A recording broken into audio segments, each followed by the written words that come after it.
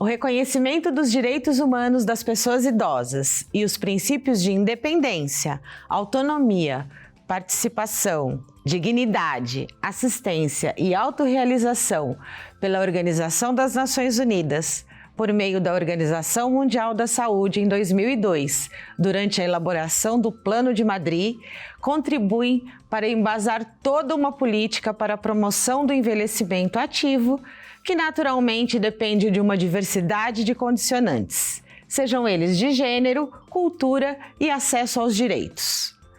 O envelhecimento ativo está embasado no tripé saúde, participação e segurança, com o objetivo de melhorar a qualidade de vida à medida que as pessoas envelhecem. Permite que as pessoas percebam e busquem exercer suas potencialidades ao longo do curso da vida para a promoção do bem-estar físico, social e mental. Professora doutora Nancy Soares, Unesp, Campos de Franca. Trecho extraído do prefácio do livro Envelhecimento Humano, Diferentes Olhares.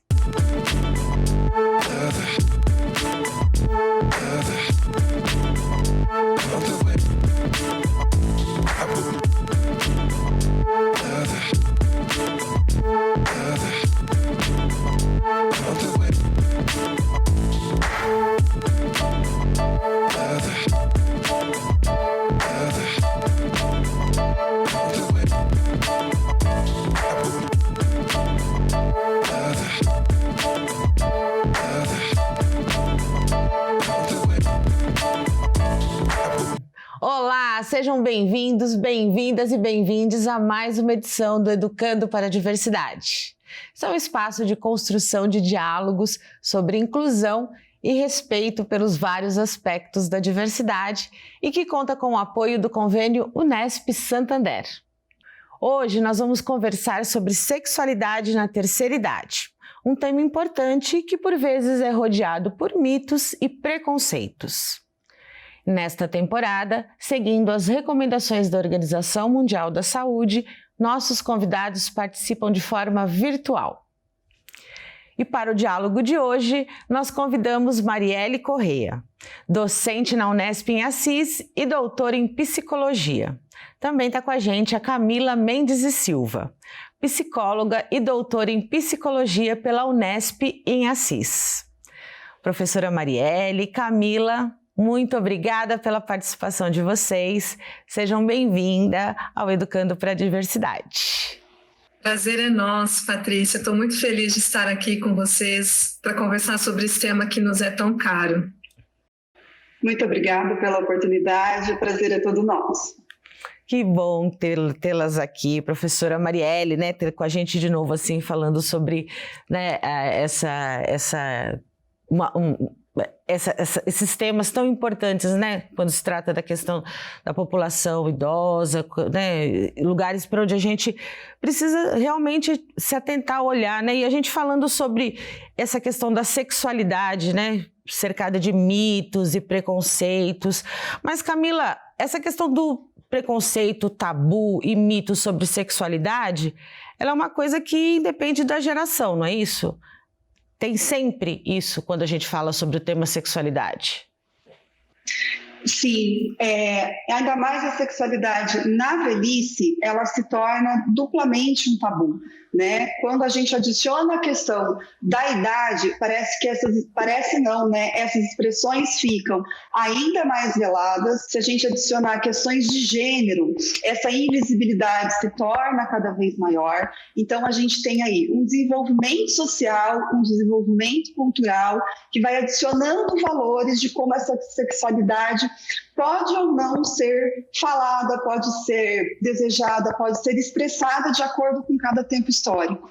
Então, a gente tem um desenrolar de tempos aí, de manifestações da sexualidade, o quanto a gente tem na velhice essa intensificação desse tabu, do quanto isso precisa ser velado, proibido, o quanto é promíscuo, o quanto não seria da ordem do natural do indivíduo ter essa sexualidade também na velhice. Sim, e professora Marielle, a gente com todas essas questões de preconceito, mito e tabu, né, fica mais limitada nossas possibilidades de compreensão de como a sexualidade se expressa, né? Quando nós falamos, né, sexualidade, nós não estamos dizendo especificamente de uma relação genital, né? Eu acho que é algo muito maior, muito mais amplo, muito mais complexo, né? É a forma como eu vou interagir com o mundo, a forma como eu vou me conectar com as pessoas, né? Como é que eu me relaciono comigo e com os outros. É algo que a gente vai... a sexualidade, ela acompanha toda a nossa existência, né? Desde que a gente nasce, a gente vai descobrindo e redescobrindo também a nossa sexualidade ao longo de toda a nossa existência, né? Ela não está pronta, ela não está dada, né? Ela vai se tecendo, ela vai, né, se estabelecendo a partir das relações que eu tenho com as pessoas. E com relação à velhice, eu acho que a gente tem ainda muito chão e muita conversa para falar, né? Muitos mitos e tabus e preconceitos que são horrorosos, que só limitam as possibilidades de existência. Nós estamos falando de sexualidade, acho que é importante mencionar isso, né? Nós estamos falando da sexualidade na terceira idade. Essa terceira idade, ela é múltipla, ela é plural e ela é diversa, né? Então, essa diversidade, ela também se coloca e ela também se expressa nas velhices, por isso que a gente sempre fala velhice no plural, né? Quando vamos falar sobre ela, né? Nós já demarcamos essa velhice na sua pluralidade, porque essa sexualidade também na sua diversidade, né? Quando a gente fala em sexualidade, aqui na Unesp a gente sempre tem o costume de colocar as coisas no plural, porque a gente entende, né, o mundo de uma maneira múltipla e diversa, né? Também falamos sexualidades, né? Tem disciplinas no currículo de psicologia que ela já vem no plural, né? Então, a sexualidade também, né? Ela é diversa, né? Ela se expressa também de maneira diversa na velhice, nas suas singularidades e nas suas diversidades. Sim, e como é rico isso para a gente compreender, né? E assim, como essas compreensões, elas vão abrindo, né, essas possibilidades da gente compreender isso, que são diversas, que são, né, uma multiplicidade de pessoas e elas acontecem de várias formas. E se a gente limita isso cada vez mais, né, vai cair no senso comum de que a questão dessa sexualidade ela vai apenas ser para fins reprodutivos, né, Camila? Então, e a gente volta num senso comum e volta numa compreensão errada disso, né? Exatamente. Acho que a primeira questão que a gente pode abordar aí é que sexualidade é diferente de sexo, né? Sexo, a gente está falando de diferenças anatômicas entre homens e mulheres, ou depois a gente fala de relações sexuais e o quanto a sexualidade empreende e representa todo um conjunto de fenômenos ligados à busca de prazer. Então, como a Marielle já comentou, é um conceito amplo que vai muito além desse ato sexual e que a gente fala de busca de afetos, de desejos, de prazeres, de relações construídas com os nossos pares, com a quem a gente se liga, com o mundo e com a gente mesmo.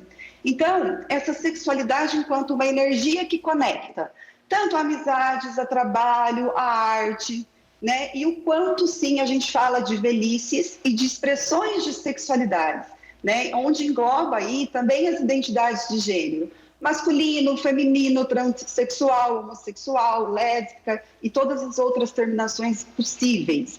Então, a gente está falando também de um conceito de saúde em que ela se desenvolve desde o nascimento até a morte, nesse conjunto aí de fenômenos que nos liga a diferentes prazeres e o quanto esses desejos, então, estão presentes em todo o desenvolvimento, em toda a nossa vida e também, por que não, no envelhecer.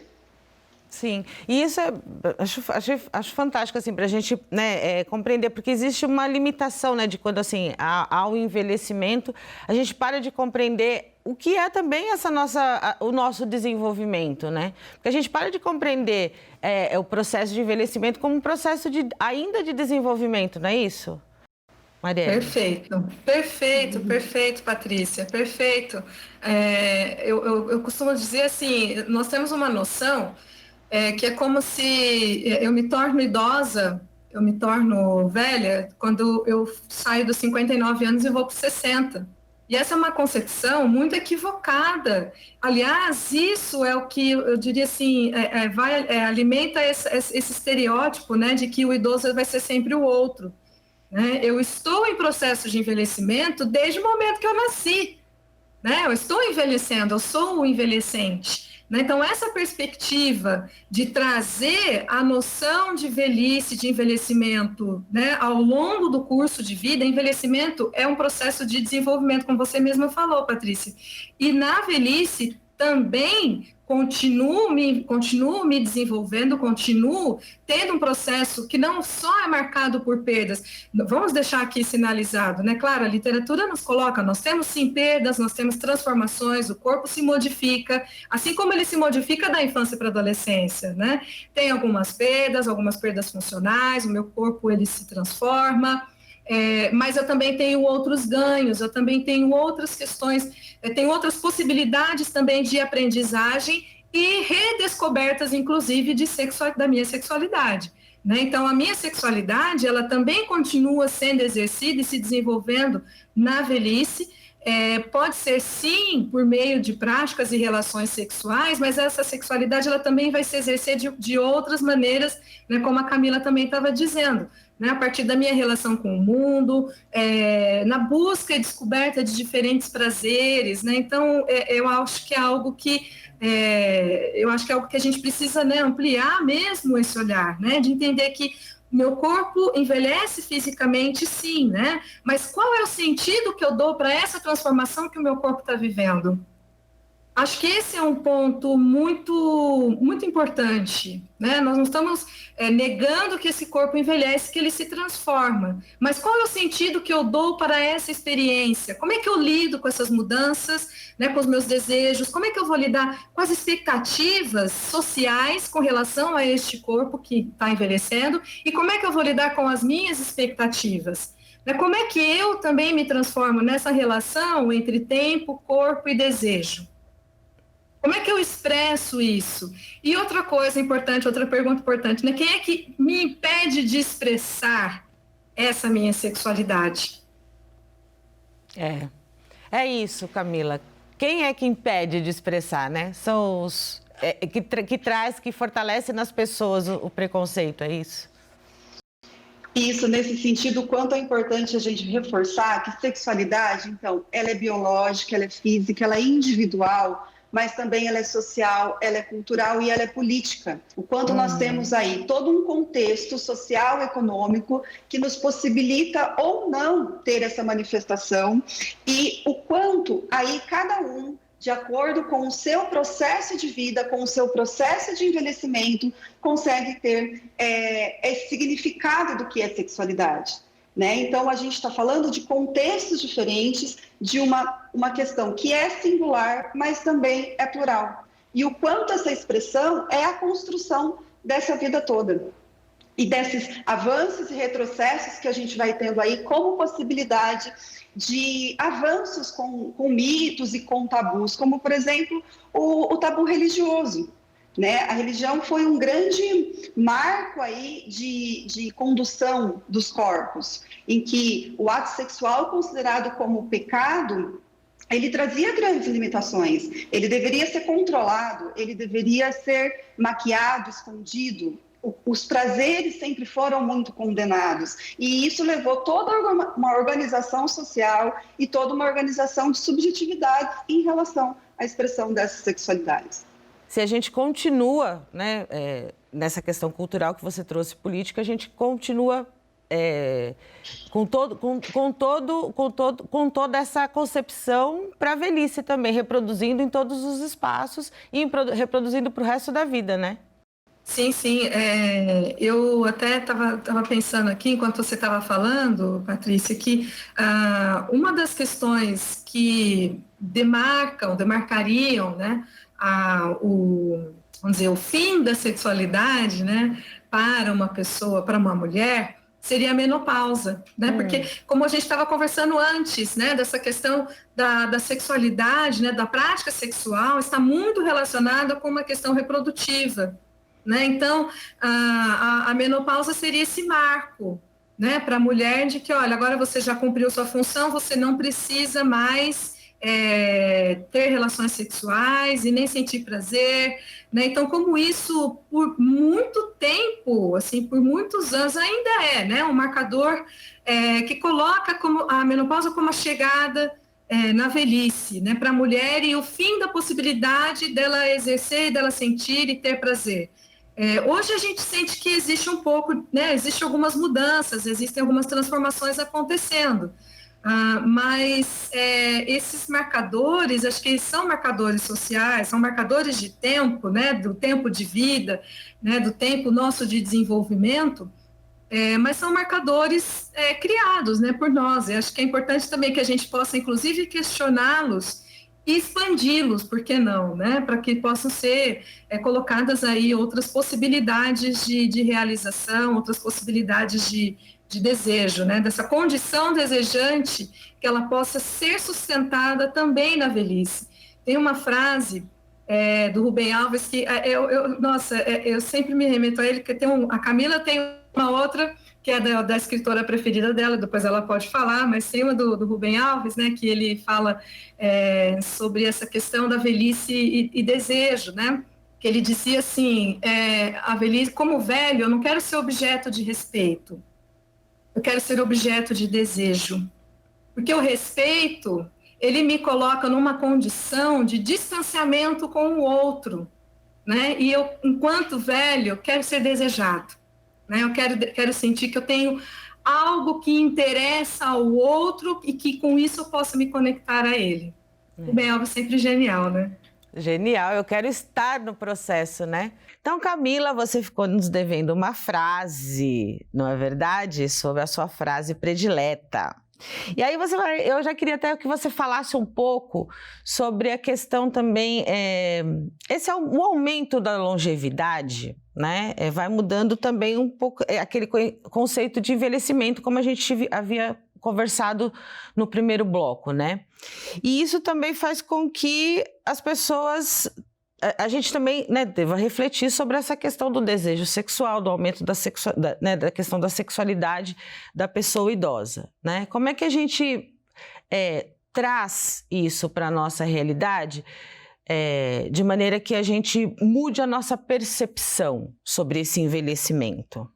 Nesse sentido, a gente tem a Adélia Prado, que é uma poeta, é idosa, e ela escreve muito sobre esse desejo de vida e desse processo de envelhecer enquanto um sujeito desejante que vai constituído aí na trama do tempo. E ela nos diz assim, que ela não quer nem a faca e nem o queijo, ela quer a fome. Ela quer justamente uma possibilidade de ter um meio em que ela possa se expressar todo o desejo que ela ainda constrói ao longo da sua velhice. E nesse sentido a gente fala de pessoas que estão vivendo mais, tendo a possibilidade de viver mais, então também essa possibilidade de estender essa vida sexual, seja com a prática sexual ou não, né? Então a gente consegue pensar de uma sexualidade possível, desejante, concretizada na velhice. A gente não está negando que exista alguns limites, que a gente tenha que dar novos contornos para os prazeres, que não haja, e o quanto a gente ganha em intensidade na velhice. Na minha pesquisa, que eu tive o privilégio de ouvir muitas mulheres idosas, e elas me diziam justamente de uma conquista de liberdade, que ao entrarem aí nesse processo de envelhecimento e esse contato através da experiência do mundo, elas puderam justamente ter a concretização do prazer que foi tão reprimido ao longo da vida. Então, o quanto a gente consegue adicionar essa questão do tempo, da experiência e do desejo de uma forma extremamente possível. É uma conjugação possível. Possível, né? Eu adoro quando a gente fala de possibilidades, né? Porque a gente olha, já vê uma janela, né? Vê uma janela que pode mudar o nosso olhar, né? E mudar o nosso olhar, Marielle, porque assim, quando a gente fala sobre o que a gente tem de senso comum, né? O que a gente olha, assim, mesmo que a gente fale de uma coisa, né, um amor, uma coisa fraternal, quando a gente olha para essa figura dos avós, das avós, né? Há sempre uma tendência de retirar essa expressão, né, da sexualidade, olhar como um olhar assexuado para os avós e as avós. Isso é muito ruim, né? Sim, Patrícia. E assim, como a Camila estava falando, né?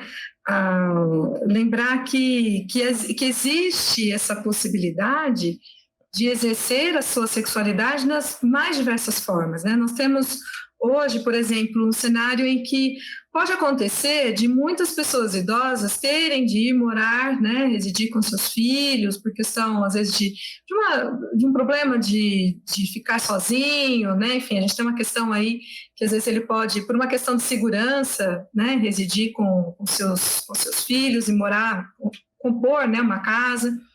E, muitas vezes, os filhos e filhas podem se espantar diante de uma expressão de sexualidade vinda de seus pais, né?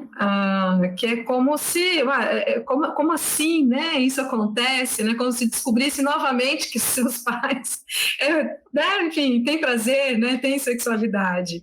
E sim, na velhice isso acontece, né? Pode ser que, aliás, né? É muito comum, como eu trabalho com idosos e idosas já há uns 15 anos, já ouvi de muitos assim, até o último momento eu quero ter a minha casa, né? Eu quero ter o meu espaço, a autonomia como sendo um grande, uma grande busca, né, pela manutenção da autonomia, exatamente por isso.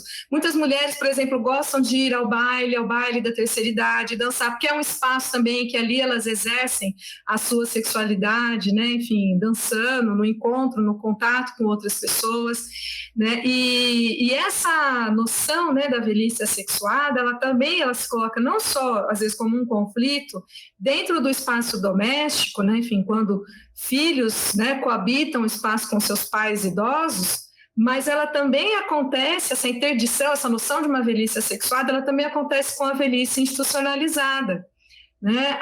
Às vezes é comum que algum idoso ou idosa, né, que manifeste alguma questão, algum desejo, alguma prática sexual, né, nos ambientes das instituições de longa permanência para idosos, isso causa muito estranhamento, né? Isso causa muito espanto, né? Vira notícia, já me lembro até de algumas notícias assim, internacionais, de outros países, né?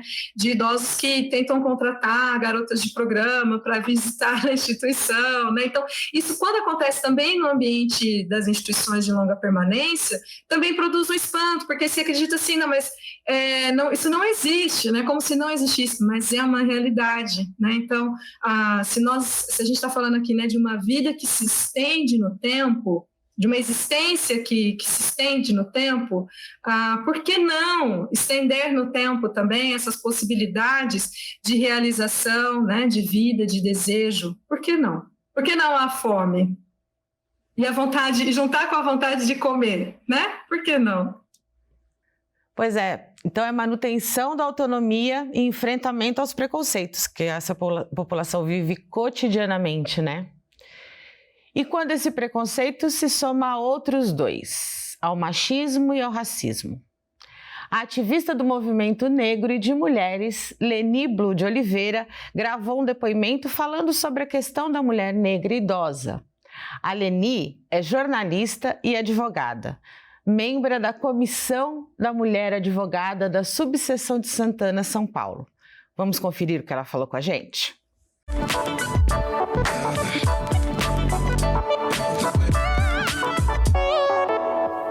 Ao longo da história, as mulheres negras sofrem machismo, racismo e, quando idosas, sofrem a gerontofobia, que eu prefiro falar velhofobia, conforme a Miriam Goldenberg fala, que é a aversão à velhice. E eu faço uma autocrítica em relação a esse tema, porque essa invisibilidade que eu clamo em relação à mulher preta e idosa também me pertence. Eu só tomei conhecimento quando vivi na pele o preconceito, né? Quando eu senti na pele essa questão do, por exemplo, motorista de ônibus brecar fortemente quando tem uma idosa, a questão da negação de ceder lugar. E eu comecei a sentir como a gente incomoda, como a velhice incomoda. E a gente percebe que, mesmo nos movimentos sociais, fala-se de tudo, menos da mulher preta e idosa.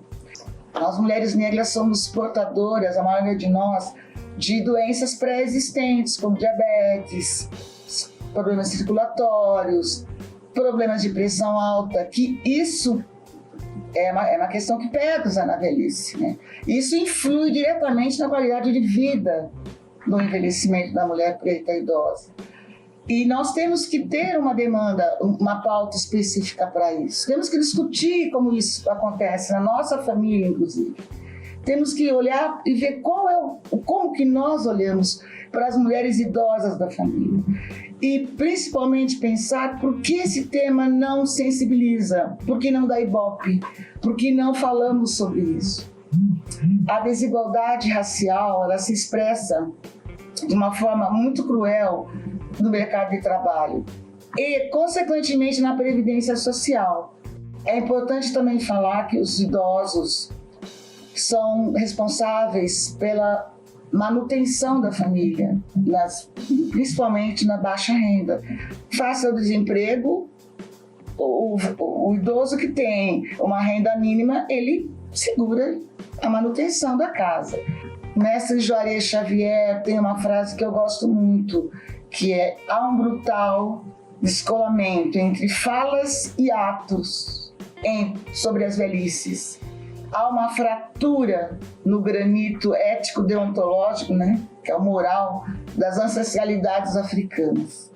Então, nós, como militantes, operadores do direito, no meu caso, nós temos o dever de quebrar esse descolamento e refletir sobre isso, trazer a pauta para as discussões e, assim, influir efetivamente na igualdade racial no país, no mundo, e rumo ao melhor, um envelhecimento com qualidade para nós, mulheres negras, para os negros idosos em geral.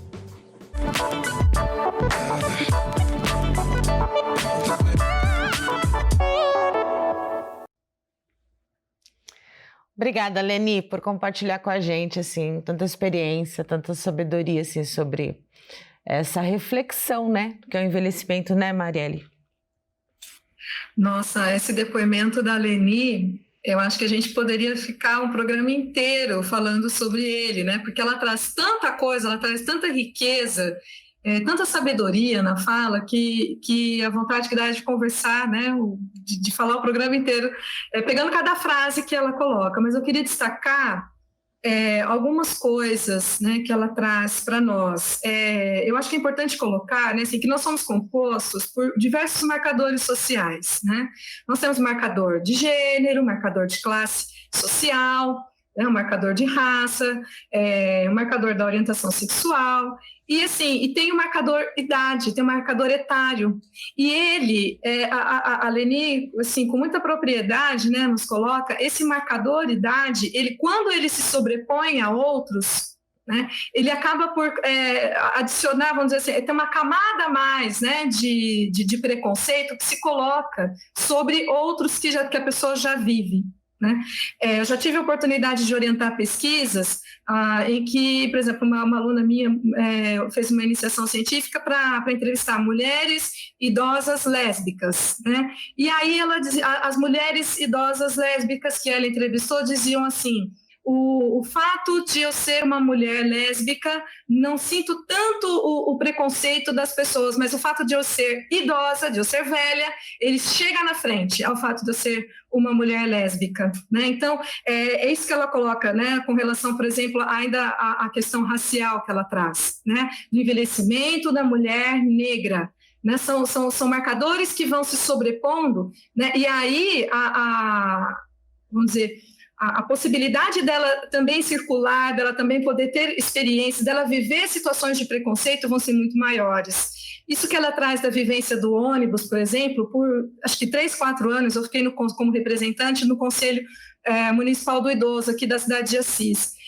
Cada reunião, praticamente, denúncias e denúncias de pessoas idosas, né, com relação ao transporte público. Pessoas, inclusive, que sofriam acidentes nos ônibus, porque o motorista não parava, né? Então, ou as pessoas não cediam lugar, né? Então, tem muita coisa que daria para a gente conversar sobre a fala da Leni, mas acho que eu também queria falar só, assim, encerrando o comentário, mais 2 coisas. Eu acho que, primeiro, a pauta da questão do envelhecimento, ela tem que estar em todos os movimentos sociais. Se tem uma coisa, é necessário que a gente aborde isso, né? Enquanto uma luta antirracista, né? Enquanto pessoas que compõem o movimento negro, o movimento LGBT, o movimento capacitista, enquanto diversidade, a questão do envelhecimento ela tem que estar nessa pauta, né? E se a gente for pensar na especificidade ainda da questão do movimento negro, eu acho que a gente tem que levar como pauta que envelhecer não pode ser um privilégio branco, né? Porque as pessoas, os jovens e as jovens negras estão morrendo muito cedo, né? Então, como é que fica essa questão quando você pensa lá nessa ponta do envelhecimento? Então, não pode ser velhice não pode ser um privilégio, né? Envelhecer com qualidade, como ela coloca, né? É uma luta e é uma pauta que eu chamo todo mundo para ela. Uma pauta de todo mundo. Vou citar a Miriam Goldenberg, que a Leni fala, né, diz na fala dela, né, que ela coloca assim, a Miriam Goldenberg, ela fala, a única categoria social que todos nós somos é velho. Né? A única categoria social que todo mundo é. Né? Então, somos nós, a Simone de Beauvoir já dizia, somos nós os interessados, né, pela pauta do envelhecimento, essa é uma pauta nossa. Né? Não quero como uma mulher... sou uma adulta jovem, eu não quero que a minha velhice seja da maneira como a velhice é hoje. Né? Então, é uma pauta que eu já estou nessa militância agora. Né? Uma pauta de todas, né? E de todos. Sim, não pode ser um privilégio. Nós temos que, né, como cultura, valorizar mesmo, né? Se a gente fala, né, da questão da ancestralidade, dos saberes, né, tradicionais, aprender isso também, né? Porque, Camila, quando a gente fala sobre essa questão do preconceito, né, contra a pessoa idosa, contra os idosos, esse olhar, né, tem um termo, né, o ageísmo, né, que a gente usa, né, do preconceito contra o idoso. Então, isso se estende para a questão quando a gente fala, está muito relacionada essa questão da sexualidade, né? Se a gente tem o preconceito contra o idoso, a gente está falando, então, a questão da sexualidade está dentro disso, né?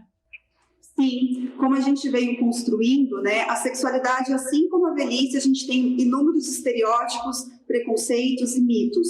Um que vem a ser reforçado pela ciência médica e desde o século XIX é o mito da velhice assexuada. E o quanto ela conflui nesse ageísmo, reforça essa questão de que a partir do momento que você entrou então na velhice, eu fiz 60 anos, eu decretei a morte da minha experiência em relação às sexualidades e à busca dos prazeres. Assim como a Marielle comentou, a gente tem a menopausa para as mulheres que fazem essa representação social dessa morte e a andropausa para os homens, que é muito menos falada. A gente tem que demarcar também essa condição de gênero quando a gente pensa em sexualidade, seja na velhice ou em todo o curso da vida. A gente tem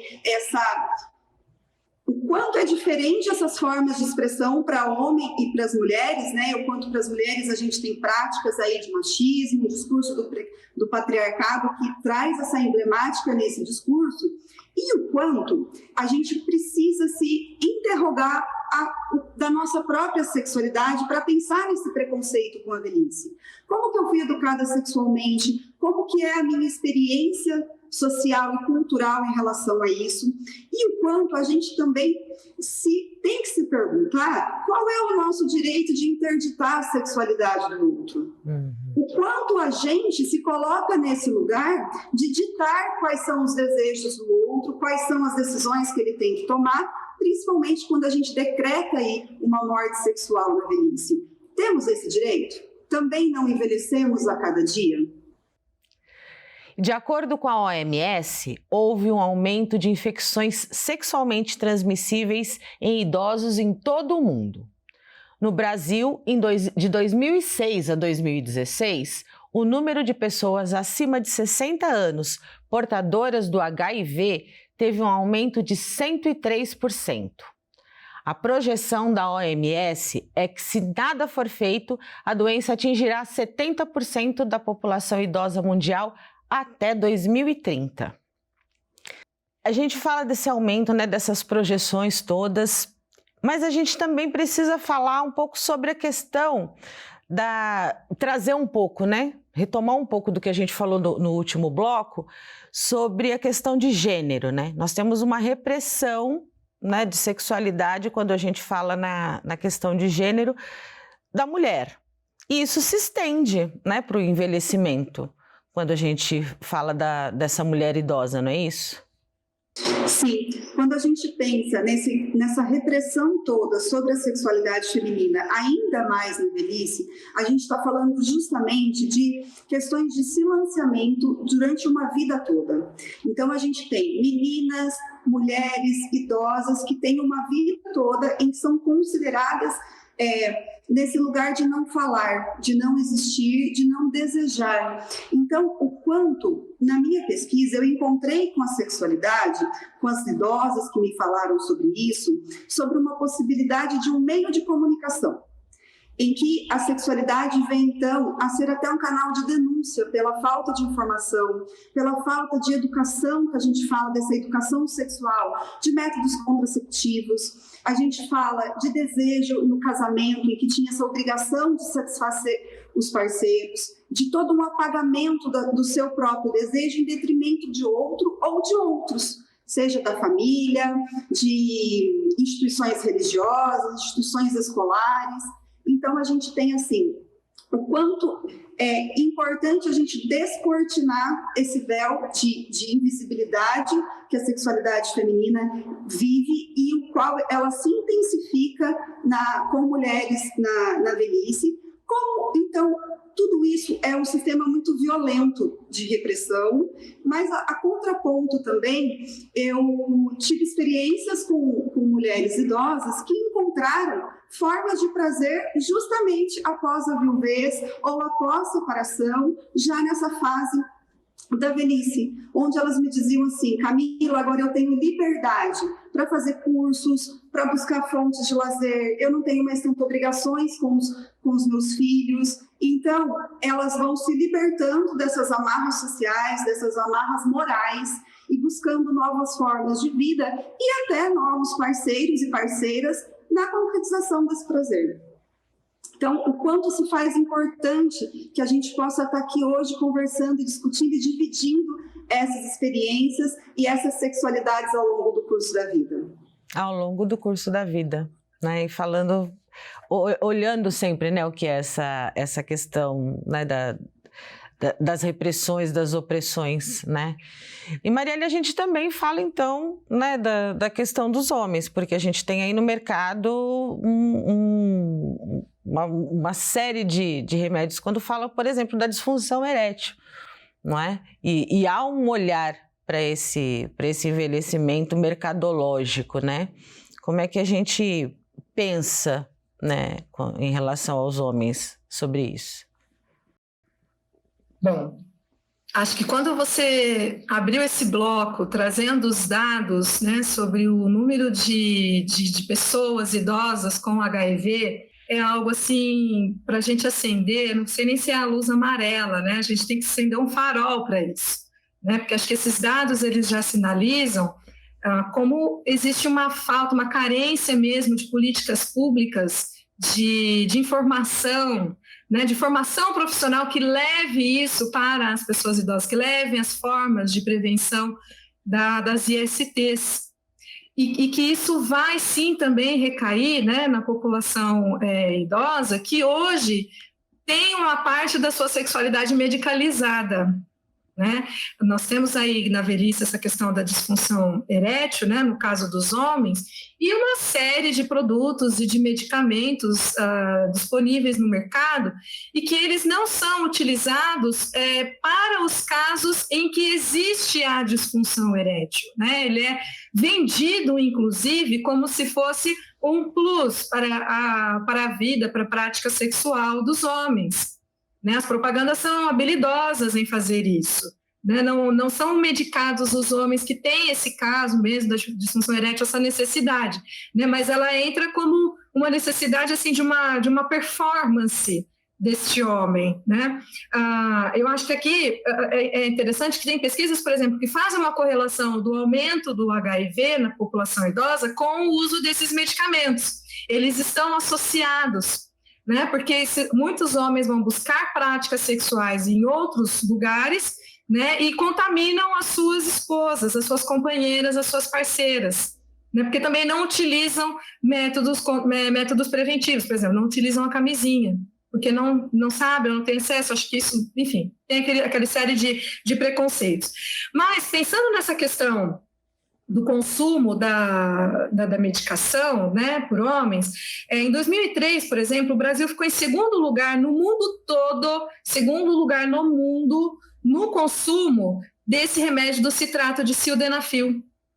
Segundo lugar no mundo em uso. Né? Então, uma coisa que várias e várias pesquisas têm nos sinalizado é que esta medicação, ela não está sendo utilizada exclusivamente por pessoas idosas, mas homens, rapazes muito jovens estão fazendo uso. Tem relato, por exemplo, na literatura médica, de adolescentes com 13 anos, 15 anos, né? A faixa de 16 a 22 anos, né? Fui buscar algumas pesquisas, alguns estudos que colocam assim, adultos jovens de 30 anos que se tornaram viciados nesse consumo do remédio, né? Que utilizam inclusive como uma ferramenta, né? Como uma muleta mesmo, né? Então, os dados, por exemplo, do laboratório que produz esse remédio, isso aqui são dados do laboratório, tá? Que produz o citrato de sildenafil, mostram que esse medicamento, né, são consumidas 11 pílulas desse medicamento por minuto no Brasil. Né? E entre os homens de 22 a 30 anos que experimentaram esses remédios nos últimos 6 meses, 1 em cada 5 passou a usar em todas as relações sexuais. O que isso nos diz sobre a sexualidade dos homens? Que ideais de masculinidade, de performance se colocam para esses homens da juventude até a velhice, né? Já que a gente está falando da sexualidade, né, nesse curso de vida aqui. Sim. Né? O problema não é o medicamento, aliás, que bom que existe isso, né? Que isso é resultado, inclusive, da produção de conhecimento, isso é resultado da ciência. Uhum. Mas o que se coloca aqui, né, em pauta é o ideal de prática, né, de prática sexual que se torna somente acessível quando exercida através de um medicamento, né? E a gente está falando assim, sexualidade é mais do que isso, né? A potência da sexualidade, para fazer aqui um jogo de palavras, né? Que a gente está falando que nesse caso o medicamento é para a impotência, né, sexual, mas eu acho que a potência da sexualidade, ela está exatamente nisso, né? Na sexualidade, na sua diversidade, nas suas diversas experiências, nas suas diversas possibilidades. E aí a gente retoma, né, Camila, essa coisa da reflexão, da gente refletir sobre todo o processo, né, da questão da sexualidade. Então, durante toda a vida, porque essa questão da gente ter os tabus, os preconceitos sobre a sexualidade que impedem a gente de falar, que retardam a questão das políticas públicas, né, para uma educação para a sexualidade, e aí a gente volta naquela questão, independente da geração. É isso, que a gente fica aí atrasado com a questão das políticas para isso. Exatamente, e do quanto, se a gente está falando de políticas públicas para a velhice, o quanto a gente precisa integrar o idoso na construção dessas políticas, o quanto a gente não precisa ficar nem pode ficar com o saber de um especialista sobre eles, seja médicos, psicólogos, enfermeiros, fisioterapeutas, economistas, mas o quanto a gente integra essa velhice e ouve, dá espaço de diálogo para a construção dessa política pública, porque se a gente pensar até mesmo na questão do medicamento, a indústria, o meio social, o meio capitalista, ele é muito ardiloso aonde ele pega para fazer a sua propaganda. Por exemplo, então, na sexualidade, a gente tem esse ideal de juventude. Um dos slogans da campanha do medicamento é devolver aquilo que você é antes, como se só aquilo que fosse jovem que interessa. Né? À medida que você é belo, você é produtivo, e o quanto as políticas públicas têm que estar integradas com todos esses ideais e integradas também com a velhice para que possa haver, de fato, a sua efetivação e o do quanto essa construção que a gente vem fazendo aqui hoje, de envelhecimentos, de sexualidades, o quanto essa pluralidade, porque exatamente homens e mulheres envelhecem de maneiras diferentes no mesmo contexto social. E como que a gente pode fazer algo que homogeneiza tudo isso? Então, tem que ter várias políticas públicas, várias construções dessas sexualidades, dessas velhices. Então, o quanto a gente não pode se esquecer nunca, né? Nós temos muitas tramas aí nessa história, muitos feixes que conduzem uma sexualidade satisfatória na velhice. A gente tem violência, a gente tem obediência, mas a gente também tem fatores de muito prazer, de muita liberdade, onde é possível sim se conjugar os desejos, é possível se conjugar a liberdade de uma sexualidade presente, pulsante e muito satisfatória na velhice, sempre quando a gente enfatiza que ela transcende esse ato sexual. E o quanto a psicologia está aí, né, justamente para construir junto, para denunciar opressões, para denunciar violências, para oferecer esses caminhos de escuta, de acolhimento e de atendimento, quando isso se faz necessário, e o quanto a gente tem que se basear nesse conceito de equidade, que justamente valoriza todas essas diferenças. Aí sim, a gente vai conseguir lidar com preconceitos, com tabus e, de fato, atingir essa pluralidade. Quando a gente fala da importância de se englobar a velhice LGBTI+, a velhice trans, a velhice travesti, a velhice indígena, asilada, a velhice negra e todas essas formas numa construção de uma política pública realmente eficaz. É isso, né, Marielle? Assim, a gente compreender que são experiências diferentes e são experiências ao longo da vida, né? Essa questão da gente compreender o que é ao longo da vida, né? Sim, eu acho que isso, né, falamos bastante hoje, né, que se tece aí na nossa existência, né, disso que está sendo construído, né, ao longo do nosso curso de vida e que se transforma, né? É isso que nos acompanha, né? Essa nossa capacidade desejante, né? Retomando mais uma vez o Rubem Alves, né? De sermos também objeto de desejo do outro, né? Que sejamos desejantes de poder estar em busca e ter espaço e ter lugares, ter caminhos para essas realizações, né? Porque não basta você ser um ser desejante. Se você não encontra eco, se você não encontra espaço no mundo para você investir, esse é o signo da pior solidão na velhice, né? Isso que a gente tem encontrado bastante aí nesses anos que eu tenho trabalhado com a população idosa, né? Pessoas que às vezes a gente fala assim, porque a velhice já associa a velhice com depressão, né? E eu costumo dizer assim, por que a velhice, né? Por que essa pessoa está deprimida, né? Ela tem uma capacidade desejante altíssima, mas ela não encontra espaço para investir no mundo. Então não basta me tornar um ser desejante, né? Pensando na questão da sexualidade nas suas diversas realizações, né? Eu tenho que também encontrar lugar no mundo para eu poder investir, né, lugares no mundo em que eu possa ser desejado, como diria o Rubem Alves, né, não somente sendo respeitado, né, e que isso possa acontecer e existir em todas as idades. A Camila estava mencionando a questão da velhice LGBT, eu não posso deixar de mencionar aqui uma questão muito importante.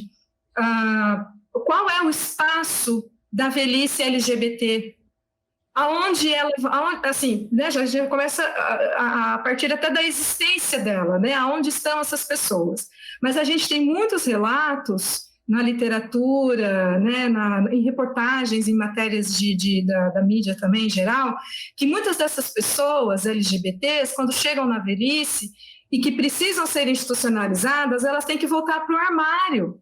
E essa volta para o armário, para elas serem aceitas numa instituição. Imagine para uma pessoa, para uma travesti, né, chegar na velhice e voltar a ser, sei lá, aquela pessoa que ela já deixou de ser. É mais uma violência, né?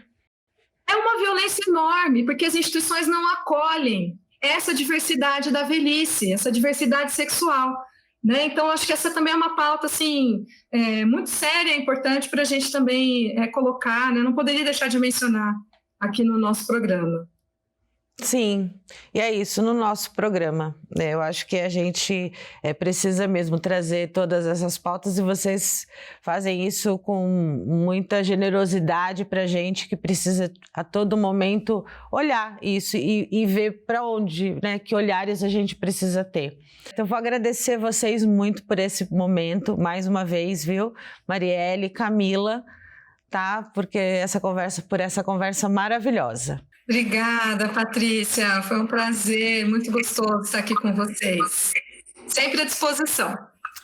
Sim, também termino muito, muito agradecida por essa oportunidade, até emocionada aqui de estar com vocês hoje. Muito obrigada.